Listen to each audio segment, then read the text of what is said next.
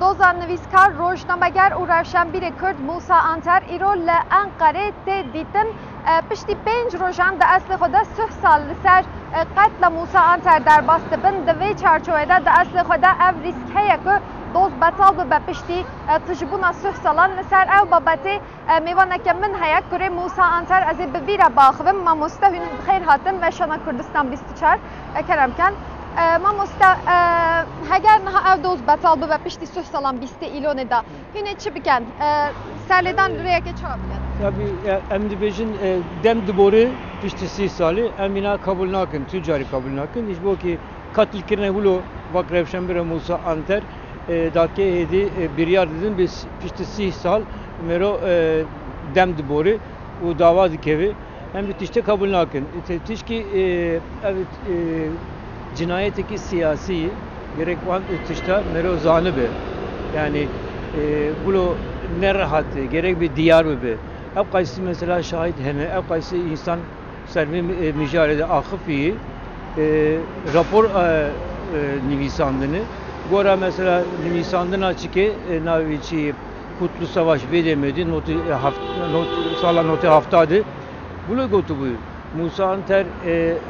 kuştuna Musa Anter hatayı ev revşenbiri bu ne havcı bu kuştuna abi ev ulu diyar rapora çıke de yani hasta sayfa raporu heyi gerek ev cizi mesela dellik mezzine o ali kedi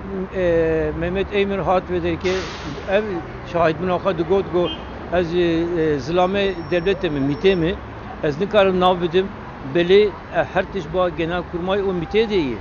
yani ev tiş hamı hulon mesela Orhan Miroğlu digotun o tayfunu Mehmet Emir Orhan Miroğlu tayfunu Orhan Miroğlu diyar ne da çıma tayfunum ev seçkin nego yani ev gazete işte ki ev mesela dost ve halas yani çıkıyor diyar mı yani herkes